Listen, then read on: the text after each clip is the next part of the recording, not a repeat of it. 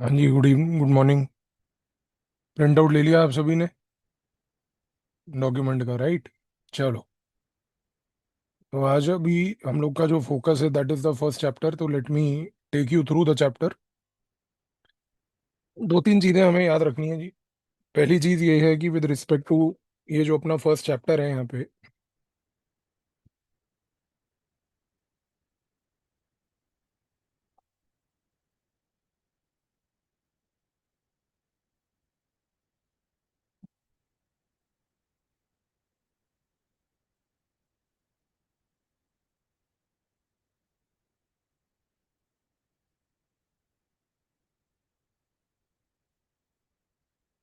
तो ये जो चैप्टर नंबर 1 है, इसमें बेसिकली हमारा जो कोर फोकस है पढ़ने का, वो है प्राइमरीली कि ज्योग्राफी, सबसे पहली बात, हिस्ट्री को कैसे अफेक्ट करती है।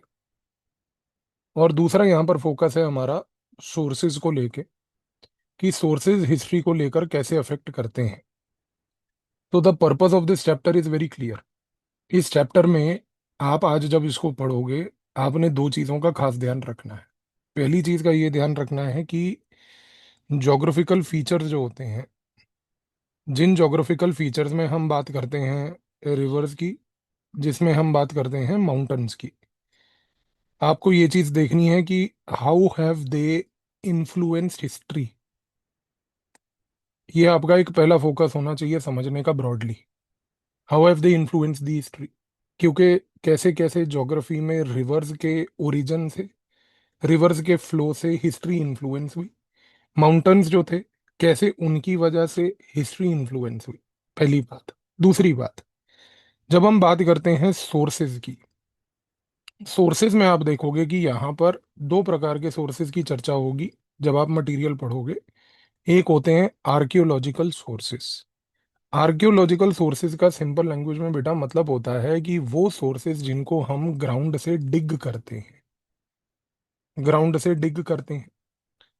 जब आप मिट्टी खोदते हो, मिट्टी खोद के कोई सोर्सेज हिस्ट्री के अंदर से निकलते हैं, कोई चम्मच निकल रहा है, कोई पॉट निकल रहा है, कोई पॉटरी निकल रही है, कोई ऐसा गुड निकल रहा है जो उस प्रकार के लोगों ने उस टाइम पे कहीं ना कहीं कंज्यूम किया होगा, उसको हम कहते हैं in simple language archaeological sources. This is a very crucial element of reconstruction of history. ये चीज पहली बात है। दूसरी बात क्या है यहाँ पर, कि दूसरी चीज यहाँ पर ये है कि आप पढ़ोगे सोर्सेज में जिसको हम कहते हैं लिटरेरी सोर्सेज। ये सबसे इंपॉर्टेंट है, क्योंकि देखो आर्कियोलॉजिकल सोर्सेज आज की डेट में मेंटेन्ड है नहीं है, एक डिबेट रहता है। Same debate also happens for literary sources, कि जो हैंड रिटन लिटरेचर है, रिटन टेक्स्ट है, ये आज की डेट में बहुत इन्फ्लुएंशियल रोल प्ले करते हैं in basically reconstruction of history. ये चीज आपको यहाँ पर याद रखनी है। In the reconstruction of history, आप आज जब इस चैप्टर को पढ़ोगे, आपने नोट्स बनाने के टाइम पे ये चीज का खास ध्यान देना है कि कौन से आर्कियोलॉजिकल सोर्सेज हैं, कौन से लिटरेरी सोर्सेज हैं। पहली बात, ये चीज की कंप्लीट एब्सोल्यूट क्लैरिटी होनी चाहिए आपको।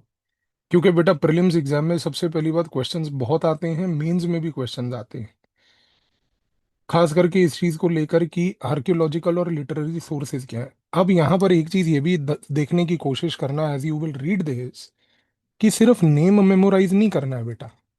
जैसे कि मैंने अभी आपको एक एग्जांपल दिया, अगर एक आर्कियोलॉजिकल सोर्स में मान लो कहीं पर स्पून मिल रहा है, अगर कोई चम्मच मिल रहा है, तो don't try to only memorise the spoon. Think about it कि उस स्पून से क्या सिग्निफाई होता है। What does it imply? It implies that people must be having some kind of food eating habits, जिसकी वजह से स्पून वहां पर जो है वो पाया गया। सिमिलरली जब आप लिटरेरी सोर्सेज पढ़ते हो, तो कोई लिटरेचर मिलता है, अभी हम बात करेंगे लिटरेचर की, कोई लिटरेचर मिलता है, तो बेटा वो लिटरेचर जो है वो क्या कम्युनिकेट कर रहा है। What is that literature trying to communicate about the people, what is it trying to communicate about the society in general. ये दो थॉट्स आपके दिमाग में इंस्टेंटली आने चाहिए, ब्लाइंड रीडिंग नहीं करनी। थिंकिंग कैपेबिलिटी को डेवलप करना है पूरा टाइम हमें। पॉइंट समझ आ रहा है, नहीं आ रहा है मेरा जो मैं बोल रहा हूँ? So don't simply blind read, focus on thinking capability. कोई लिटरेरी सोर्स है, कोई शास्त्र है, कोई टेक्स्ट है, वो क्या लोगों के बारे में दर्शाता है, सोसाइटी के बारे में क्या दर्शाता है, ये चीज आपको पता होनी चाहिए। इस तरीके से चैप्टर को स्लोली पढ़ना। अब फिर जब आप ज्योग्राफी वाले पार्ट पे आओगे चैप्टर में, तो यहां पर ज्योग्राफी के पार्ट में आप देखोगे कि रिवर्स की चर्चा की गई है। और यहां पर रिवर्स की चर्चा में आप पढ़ोगे एंटीसीडेंट रिवर्स, एंड यहां पर कॉन्सिक्वेंट रिवर्स पढ़ोगे। Antecedent rivers are those rivers जो बेसिकली माउंटेन बनने से पहले की बनी हुई है। एक रिवर एग्जिस्ट करती थी, रिवर के बाद एक माउंटेन बना और रिवर फिर वहीं की वहीं एग्जिस्ट करी, एंटीसीडेंट। और कॉन्सिक्वेंट में यहां पर आप पढ़ोगे जो बेसिकली माउंटेन के बनने के बाद रिवर जो है वो ओरिजिनेट हुई और बनी इवेंचुअली। दोनों रिवर्स का इन्फ्लुएंस हिस्ट्री पे अलग है। एंटीसीडेंट वाली जो माउंटेन के बनने से पहले थी, उन्होंने इतिहास को अलग तरीके से इन्फ्लुएंस किया, और कॉन्सिक्वेंट वालों ने भी इतिहास को अलग तरीके से इन्फ्लुएंस किया। दोनों नजरिए आपको पता होने चाहिए। फिर सबसे इंपॉर्टेंट चीज ये है कि यहाँ पर आप पढ़ोगे गंगा रिवर के बारे में, यहाँ पर आप पढ़ोगे सतलुज रिवर के बारे में। इन दोनों रिवर्स के बारे में केयरफुली पढ़ना है हमने, कि इन दोनों रिवर्स ने, गंगा और सतलुज ने, कैसे हिस्ट्री को यहाँ पर पहली बात तो इन्फ्लुएंस किया। जब आप ये पढ़ लोगे फिर आप अपने चैप्टर में आगे जाओगे बेसिकली सोर्सेज के पास। सोर्सेज में जब आप पढ़ोगे यहाँ पर, तो आप देखोगे कि सबसे पहले एक टर्म आप इनकाउंटर करोगे, श्रुति लिटरेचर। श्रुति लिटरेचर, यहाँ पर मैं आपको एक सिंपल सा याद करने के लिए एक पॉइंट दे रहा हूँ। ये दो शब्द आप सुनोगे, श्रुति और स्मृति। श्रुति और स्मृति में श्रुति का मतलब होता है लिटरेचर विच इज हर्ड, सुन के, डिवाइन रिविलेशन वाला। और स्मृति का मतलब होता है विच इज मेमोराइज्ड, जो याद करके एक जनरेशन से दूसरे जनरेशन तक पहुंचाया गया। स्मृति में एम है, एम से मेमोराइज्ड है। श्रुति में एच है, एच से हर्ड है।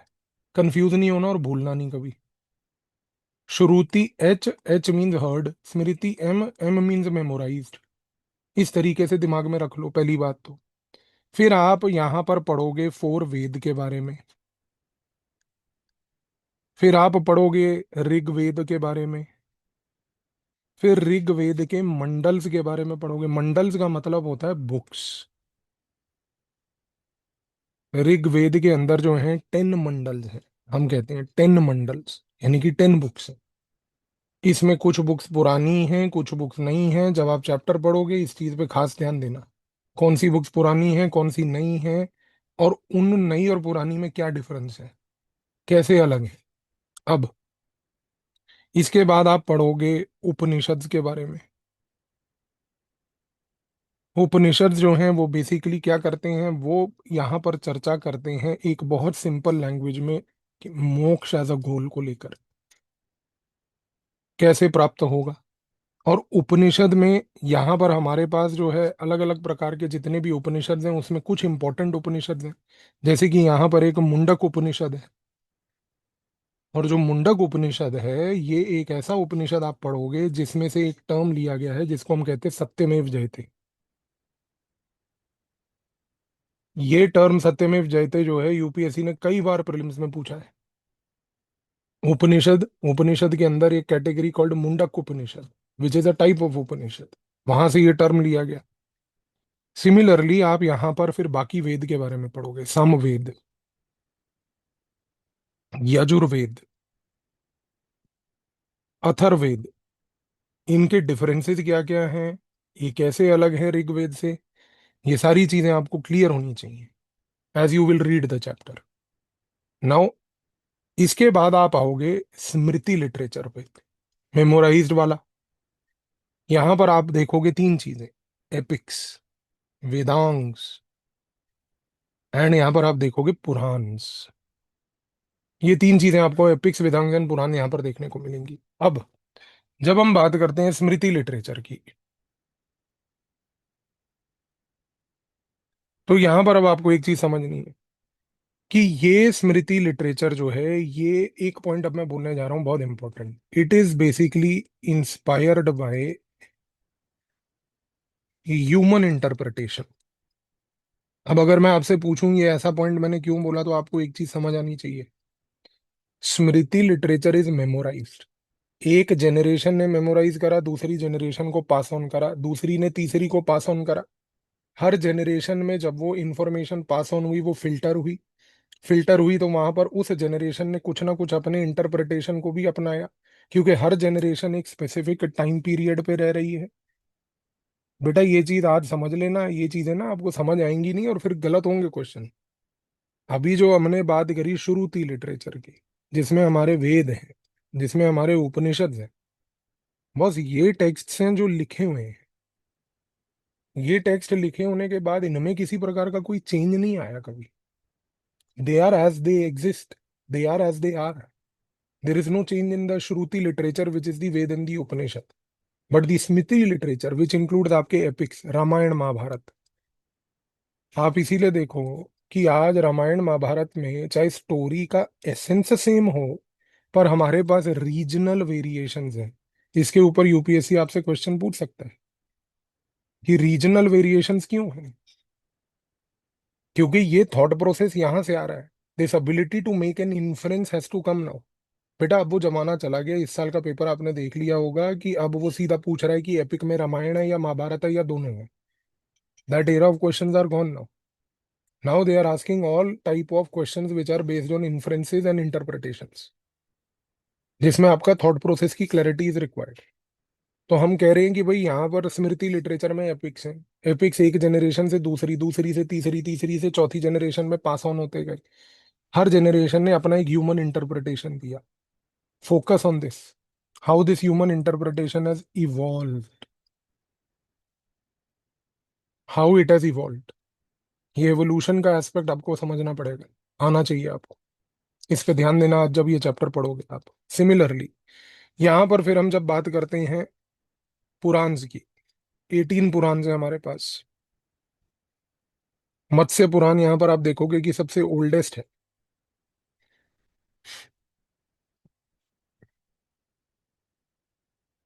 मत्स्य पुराण सबसे ओल्डेस्ट पुराण है। आप इसके बारे में पढ़ोगे, पुराण का क्या पर्पस है, क्यों एग्जिस्ट करते हैं वो।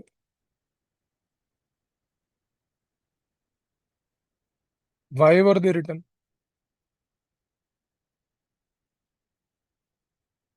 इन चीजों पे आपको खास एम्फोसिस देना है।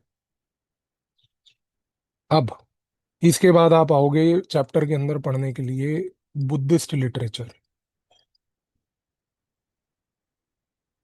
Very important. बुद्धिस्ट लिटरेचर को हम दो पार्ट्स में बांटते हैं। कैनोनिकल, ये वर्ड आप सुनोगे, नॉन कैनोनिकल। कैनोनिकल का मतलब होता है बुद्ध वचन, बुद्धा के मुंह से निकले हुए शब्द, top quality religious literature. Again something similar to Vedas that can not change. Buddha वचन, कैनोनिकल, बुद्ध के मुंह से निकले हुए शब्द, वो ऐसे शब्द जिनको आज बुद्धिज्म के अंदर रिलीजन में एक रिलीजियस लिटरेचर का दर्जा मिला हुआ है। ये वर्ड याद रखना, कैनोनिकल लोगों को नहीं समझ आता बच्चे। फिर आता है एक word called non canonical. Non canonical का मतलब होता है कि वो लिटरेचर जो बेसिकली गाइड करता है, सपोर्ट करता है हमारी बुद्धिज्म की अंडरस्टैंडिंग को। तो बुद्धिस्ट लिटरेचर दो प्रकार का आप पढ़ोगे। एक होगा कैनोनिकल, यानी कि वो शब्द बुद्धिज्म के अंदर के जो वेदास के बराबर है, जो चेंज नहीं हो सकते। और सिमिलरली अभी जैसे अपन ने बात करी स्मृति लिटरेचर की, जो बेसिकली ह्यूमन इंटरप्रिटेशन के बेसिस पे इन्फ्लुएंस होती है, उस प्रकार के पैरेलल लेवल पर यहाँ नॉन कैनोनिकल है। अब आपको यहाँ पर मैं ये पॉइंट क्यों बोल रहा हूँ, क्योंकि अभी तक क्वेश्चंस आते थे वेदास को लेके अलग और बुद्धिस्ट लिटरेचर को लेके अलग। अब आएंगे क्वेश्चंस इन दोनों को कंपेयर करते हुए। तो ये कंपैरिजन यार्डस्टिक आपके दिमाग में क्लियर होना चाहिए। बुद्धिस्ट लिटरेचर का कौन सा ऐसा type and part of literature है जो वैदिक लिटरेचर से जुड़ता है, विजा विज कौन सा ऐसा लिटरेचर है जो वैदिक लिटरेचर में श्रुति से जुड़ता है, वैदिक लिटरेचर में स्मृति से जुड़ता है। अगेन आई एम सेइंग बेटा, मैकेनिकल रीडिंग नहीं करनी है, थिंकिंग करनी है, थिंकिंग, सोचो, सोच के स्क्रिबलिंग करो, इसीलिए बोला है प्रिंट आउट लेके बैठना नोट्स का। हाईटेक लोग जो अपने आप को ओवर अकलमंद समझते हैं, जो कहते हैं हम टैब में पढ़ेंगे ना सर, वो इस एग्जाम को कभी पार नहीं करते, पहले भी कई बार बोल चुका हूँ। हार्ड प्रिंट आउट लेके बैठिए, क्योंकि जब आप सोचेंगे तो सोच के वहां साइड में स्क्रिबलिंग करेंगे। वो करिए जो यूपीएससी चाहता है, वो मत करिए जो आप सस्ते इंजीनियरिंग कॉलेज से सीख कर आए हैं। तो यहाँ पर इस प्रकार की ये थॉट प्रोसेस को क्लियर करिएगा। अब इसी के साथ साथ आपके पास आएगा जैन लिटरेचर।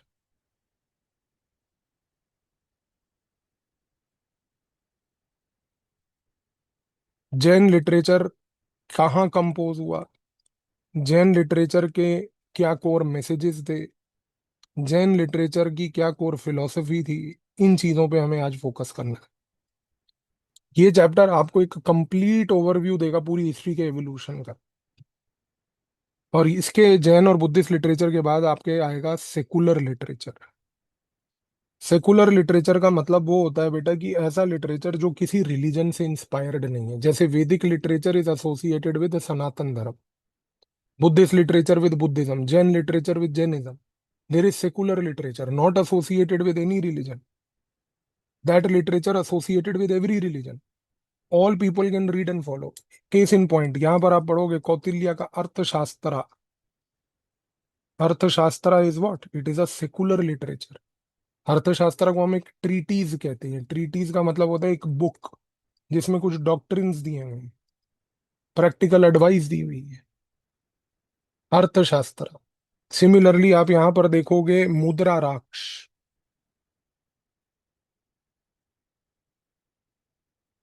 मुद्रा राक्ष गुप्ता पीरियड का ये टेक्स्ट है, सेकुलर लिटरेचर है। अष्टध्यायी ग्रामर का वर्क है, पनिनी ने लिखा था। This is called secular literature. राजतरंजनी,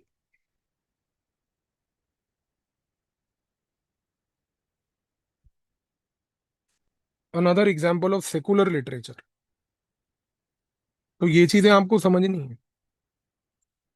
अच्छा, सबसे बड़ी बात देखो बेटा, सेकुलर लिटरेचर के बाद आएगा आपके पास संगम लिटरेचर। अब आते हैं संगम लिटरेचर पे। Sangam literature is associated with south India. Sangam जो वर्ड है ना बेटा, संगम वर्ड का मतलब होता है एक असेंबली, समागम, Sangam, all people coming together. South India में संगम हुआ था, किसका, तमिल पोएट्स का, पांड्या किंग के अंडर। कहां पर, मदुराई में संगम हुई थी, पोएट्स आए थे, बैठे थे, थ्री संगम्स हुए थे, थ्री असेंबलीज हुई थी। अच्छा, सबसे सरप्राइजिंग बात देखो, तीन संगम हुए ये हमें पता है, लेकिन हमें ये दूसरा पॉइंट पता है कि फर्स्ट संगम और सेकंड संगम का जो लिटरेचर है, उसके जो वर्क्स हैं वो आज सरवाइव ही नहीं करते। पूरा Sangam literature is based on the third Sangam, because third Sangam के अंदर बना हुआ लिटरेचर जो है वो आज की डेट में हमें गाइड करता है पूरे संगम लिटरेचर को लेके। अब अगर यूपीएससी ने यही क्वेश्चन दे दिया कि Sangams happened in Madurai producing Sangam literature that today help us to reconstruct history of South India, गलत है। क्यों गलत है जी? क्योंकि सर संगम जो है उसमें थर्ड संगम में ही केवल लिटरेचर बचा है, फर्स्ट टू संगम्स का लिटरेचर हमारे पास ही नहीं। We do not even know कि what survived at that time और what was written also at that time. अब यहाँ पर आपके लिए पॉइंट क्या है, थर्ड संगम में जो लिटरेचर यहाँ पे आप पढ़ोगे इस चैप्टर में, उससे आपको एक इन्फरेंस निकालना होगा कि अगर लास्ट संगम में ये लिटरेचर था तो फर्स्ट टू में किस प्रकार का हो सकता है। Do you now understand the point? अगर थर्ड संगम कोई लिटरेचर प्रूव कर रही है, फॉर एग्जाम्पल थर्ड संगम में आप देखोगे कि टू थीम्स के ऊपर चर्चा होती है। कौन सी टू थीम्स हैं ये? इसमें एक थीम हमारी है अक्कम। अक्कम को हम कहते हैं लिटरेचर रिलेटेड टू लव। एक है थीम यहाँ पर पुरम। पुरम का मतलब है लिटरेचर रिलेटेड टू वॉर। आज जब हम बेसिकली थर्ड संगम के लिटरेचर को पढ़ते हैं तो हम देखते हैं कि Akam and Puram are the two dominant themes. That means कि अगर अक्कम एंड पुरम यहाँ पर टू डोमिनेंट थीम्स रही हैं थर्ड संगम के सर्वाइविंग लिटरेचर की, तो there can be a very high possibility, जो आज हिस्टोरियंस कहते हैं, जिसमें से एक हिस्टोरियन का अगर मैं आपको नाम बताऊं, उनका नाम है नीलकंठ शास्त्री। किताब भी आती है इनकी, शायद हिस्ट्री ऑप्शनल वाले कभी पढ़ते नहीं होंगे, ऑब्वियसली उन्होंने सुनी भी नहीं होगी। नीलकंठ शास्त्री, जिन्होंने हिस्ट्री की ऑफ साउथ इंडिया की एक किताब लिखी है, उन्होंने एक पॉइंट बड़ा इंपॉर्टेंट बोला। वो कहते हैं कि अगर थर्ड संगम का सर्वाइविंग लिटरेचर यहाँ पर पहुंचा है कि वो ये टू थीम्स पे चर्चा करता है, अक्कम एंड पुरम, तो एक चीज क्लियर है कि फर्स्ट टू संगम्स में, फर्स्ट एंड सेकंड संगम में साउथ इंडिया के फिलोसफिकल लिटरेचर के बारे में चर्चा होगी। अब आप देखो ये पॉइंट क्यों वैलिड है। जब हम वैदिक लिटरेचर की बात करते हैं तो वेदास में फिलोसॉफिकल डिस्कशन है। हम बुद्धिस्ट लिटरेचर की बात करते हैं, बुद्धिस्ट लिटरेचर में फिलोसॉफिकल डॉक्ट्रिन्स है। जैन लिटरेचर की बात करते हैं, जैन लिटरेचर में फिलोसॉफिकल डॉक्ट्रिन्स है। सरप्राइजिंग बात है कि जब हम पूरी लिटरेचर ऑफ इंडिया की स्टडी करते हैं तो साउथ इंडिया में हमारे पास लिटरेचर को लेकर फिलोसॉफिकल डॉक्ट्रिन्स की अवेलेबिलिटी नहीं है। नीलकंठ शास्त्री ने जो थोड़े बहुत फिलोसॉफिकल डॉक्ट्रिन्स के बारे में चर्चा की है, वो चर्चा मैंने आपको आपके आपके नोट्स में आपको दी है। उसको एक बार पढ़ लेना वहां से, मैंने वहां पर वो चीज दी हुई है आपको। ठीक है।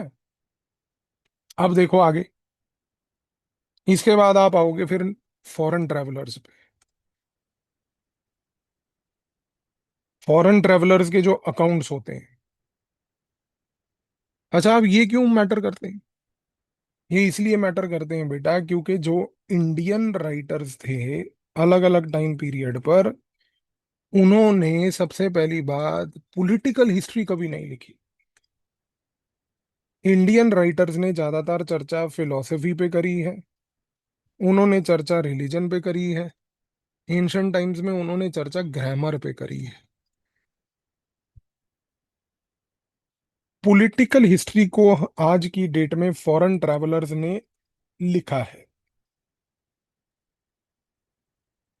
अलग अलग प्रकार के फॉरेन ट्रैवलर्स आते हैं सर, और अलग अलग प्रकार के ये फॉरेन ट्रैवलर्स आके अलग अलग प्रकार की हिस्ट्री के रिकंस्ट्रक्शन की चर्चा करते हैं। तो foreign travellers are doing what sir? They are today assisting historical reconstruction. पर कई बार यहाँ पर एक डिबेट होता है, जो आप आगे के लेसन्स में भी पढ़ोगे, और डिबेट ये होता है कि कई बार फॉरेन ट्रैवलर्स किसी स्पेसिफिक टाइम पीरियड के बारे में कुछ ऐसी चर्चा करते हैं कि उस समय के इंडियन राइटर्स उस पर्टिकुलर चीज की चर्चा नहीं करते। For example, you will see issues related to sati, caste, sometimes being mentioned by foreign travelers, never mentioned by Indian travelers or the Indian writers. सो इस कॉन्टेक्स्ट में फिर एक ये डिबेट स्टार्ट होता है कि to what extent were their observations true? Could we perceive that the foreign travellers were neutral, और should we say कि Indian writers deliberately neglected the negative parts of the society, like sati caste? So एक ही debate आता है जो history की reconstruction में important है। ये आप पढ़ोगे यार। फिर आते हैं यहाँ पर हम टू सोर्सेज और पे, जो आप चैप्टर में आगे आज पढ़ोगे, जिसमें हम के देखते हैं कि न्यूमिस्मैटिक्स, और दूसरा हम देखते हैं एपिग्राफी। न्यूमिस्मैटिक्स का मतलब होता है study of coins. Sir coins को देखते ही सबसे पहले दिमाग में क्या चीज आती है? कि एक वेल डिवेलप्ड इकोनॉमिक सिस्टम होगा, एक वेल डिवेलप्ड ट्रेड इकोनॉमी होगी, एक वेल डिवेलप्ड इशूइंग अथॉरिटी होगी, एक वेल डेवलप्ड इन्फोर्सिंग अथॉरिटी होगी। कॉइन्स को देखते ही चार चीजें दिमाग में इंस्टेंट आनी चाहिए। कॉइन्स का सबसे इंपॉर्टेंट सिग्निफिकेंस होता है कि वो एक ट्रेड इकोनॉमी को सिग्निफाई करते हैं। आप अब इकोनॉमिक्स में आंसर लिख रहे हो ट्रेड को लेके, आप न्यूमिस्मैटिक्स ऑफ हिस्ट्री यहाँ से यूज कर सकते हो, बट प्रोवाइडेड वो इंटरलिंकेज करने की एबिलिटी आप में है। आप लिख रहे हो ट्रेड पॉलिसी के ऊपर आंसर, आप लिख रहे हो इंडिया और यूरोपियन यूनियन के फ्री ट्रेड अग्रीमेंट के ऊपर आंसर आईआर के अंदर, और आप यहाँ से स्टार्ट कर सकते हो न्यूमिस्मैटिक्स। ये कला तब आएगी सर जब आपके दिमाग में कंटेंट हो। आइसोलेटेड कॉम्पैक्ट्स में अगर कंटेंट पड़ा होगा तो इंटरलिंक कभी नहीं कर पाऊंगा। दूसरा होता है एपिग्राफी। एपिग्राफी का मतलब होता है सर स्टडी ऑफ इंस्क्रिप्शंस।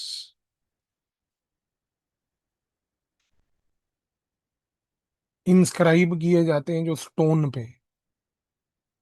और यहां पर आप सबसे बड़ा देखोगे अशोका के टाइम पे इंस्क्रिप्शंस हम पढ़ते हैं उसके रॉक एडिक्ट्स,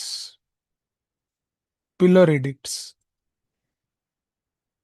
एडिक्ट क्या होता है? एडिक्ट मतलब एक अथॉरिटेटिव स्टेटमेंट होती है। अथॉरिटेटिव स्टेटमेंट होती है एक अथॉरिटेटिव रूलर के तहत दी गई स्टेटमेंट। अशोका के रॉक इडिक्ट, यानी कि अशोका ने कोई अथॉरिटेटिव स्टेटमेंट दी, उसको रॉक पे इंस्क्राइब कर दिया। वो स्टेटमेंट को हम जब पढ़ते हैं तो उस पर्टिकुलर चीज को कहते हैं एपिग्राफी। एपिग्राफी से हमें क्या समझ आता है? हमें ये समझ आता है कि अशोका के टाइम पे उसकी अथॉरिटी क्या थी। एपिग्राफी जब आप अशोका के कॉन्टेक्स्ट में पढ़ोगे sir, it will help you to reconstruct not only Ashoka's political history but Ashoka's authority. Very important, उसकी अथॉरिटी क्या थी,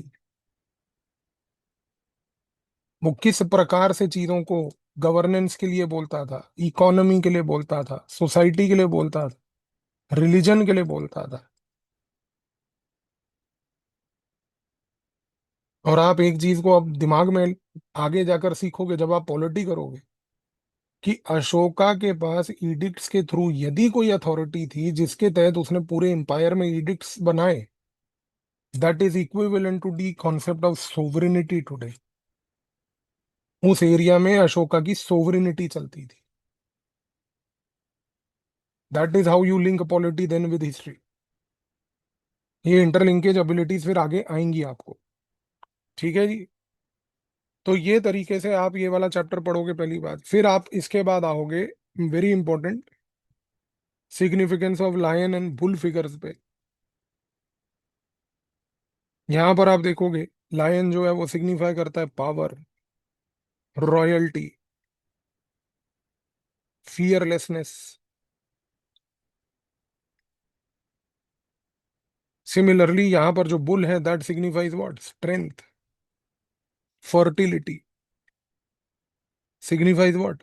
धर्मा। Sir bull is found in Indus valley seals also. Indus valley के चैप्टर में आप पढ़ोगे जीबू के नाम से। Bull is found for that matter in religious literature. Shiv ji के वाहन को भी हम बुल कहते हैं, Nandi the bull.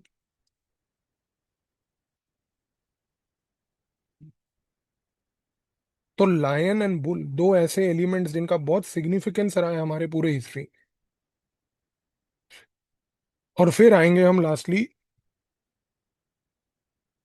How to safeguard the Indian art and heritage.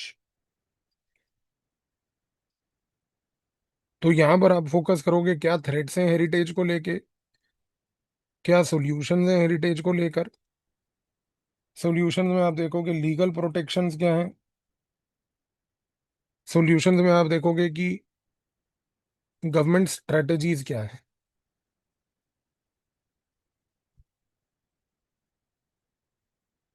ये है पूरे चैप्टर का ओवरव्यू सर।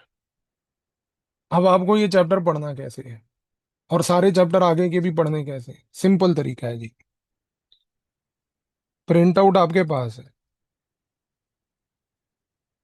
आपने करनी है फर्स्ट रीडिंग। फर्स्ट रीडिंग में मैं चाहूंगा कि आप ना तो पेन पकड़े, ना हाथ में पेंसिल पकड़े, सिर्फ कंसंट्रेशन से पूरे चैप्टर को रीड करें, आइडियाज को दिमाग में बैठने दें।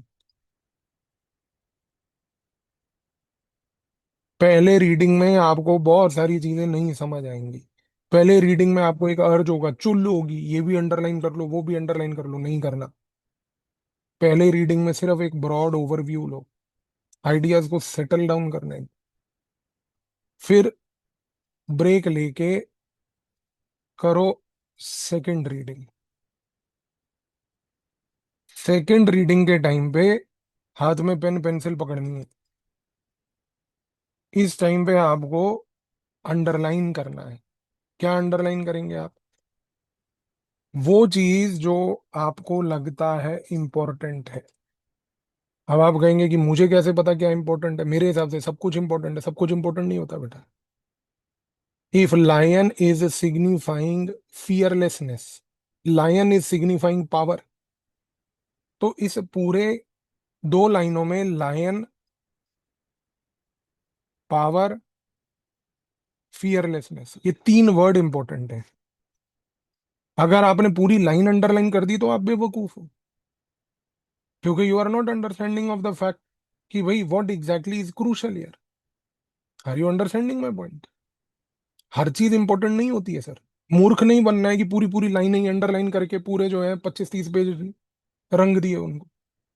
वो कोर वर्ड्स आइडेंटिफाई करो कि जिनको कल को सिर्फ अगर वो कोर वर्ड पे नजर जाए तो पूरा थॉट प्रोसेस रिकंस्ट्रक्ट हो जाता है माइंड में। टाइम लगेगा सेकंड रीडिंग में सर। इसीलिए सेकंड रीडिंग सबसे डिफिकल्ट होती है, क्योंकि यहाँ पर प्रिसाइसली उन वर्ड्स को चुनना एक टास्क होता है। और फिर आएगी सोने से पहले आज रात थर्ड रीडिंग, जिसमें आप बनाओगे अपने हैंड रिटन नोट्स। उन हैंड रिटन नोट्स में अब आप उनको कैसे भी बनाओ, आप बुलेट पॉइंट में बनाओ, आप पैराग्राफ में बनाओ, मुझे कोई फर्क नहीं पड़ता। मुझे सिर्फ एक चीज से मतलब, आपने जब थर्ड रीडिंग के बाद हैंड रिटन नोट्स बना लिए तो ये चैप्टर का प्रिंट आउट उसके बाद आप कबाड़ी में डाल दोगे।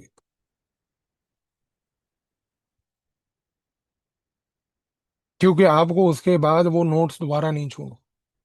आपके पास अब जो प्रिंट आउट है वो दोबारा नहीं छूना, ओनली और hand written notes are sufficient. Only और hand written notes are sufficient. Task है बेटा, मेहनत लगती है ये सब कामों में। आईएएस ऐसे नहीं बनते हैं। एक डेडिकेशन चाहिए, एक डिसिप्लिन चाहिए, एफर्ट चाहिए, कंसिस्टेंसी चाहिए। करना पड़ेगा आपको। There is no option, there is no alternative. अभी आपको इन 3 रीडिंग्स में बहुत टाइम लगेगा, ये स्लोली होगा, पर ग्रेजुअली आप देखोगे कि इसका टाइम कंप्रेस होता जाएगा। नोट्स ग्रेजुअली आप देखोगे, ये फर्स्ट सब्जेक्ट है। जब तक आप दिसंबर तक पहुंचोगे, दिसंबर तक आप देखोगे कि नोट्स कंप्रेस हो जाएंगे और शॉर्ट होंगे। आज बता रहा हूँ, आप आज जून में हिस्ट्री कर रहे हो, एंशंट। जब हम दिसंबर में जो सब्जेक्ट करेंगे, आप एंशंट के और उस सब्जेक्ट के नोट्स कंपेयर करके देखना, वो सब्जेक्ट के नोट्स होंगे हाईली कंप्रेस्ड। फिर आपका उस समय मन करेगा एंशंट को दोबारा कंप्रेस कर लो, वो भी करवाऊंगा आपको। 4 दिन देंगे, रखा है टाइम टेबल में मैंने, कि जिसमें जून और जुलाई के नोट्स को हम उस समय 4-4 दिन देके, 8 दिन देके कंप्रेस कर लेंगे, क्योंकि कंप्रेस ही नहीं करना, वो 4-4 दिन में रिवीजन भी हो जाएगी। सो लीव दैट अपॉन मी, वो मेरे पास पूरा प्लान ऑफ एक्शन है अगले साल अप्रैल तक। But this is what you have to do. ये चीज आपको क्लियर हुई थी सबको? चैप्टर का ओवर आइडिया क्या है, चैप्टर में आपके थॉट प्रोसेस क्या है, इस तरीके से अब हमारे को चलना है यहाँ पे पूरा। ठीक है जी। अब हम आपकी 9 बजे लेंगे करंट अफेयर की क्लास। करंट अफेयर की क्लास के बाद आप स्टार्ट करोगे अपनी ये हिस्ट्री की पढ़ाई, और इसको आज टारगेट को आप अचीव करोगे। ठीक है जी। मिलते हैं 9 बजे।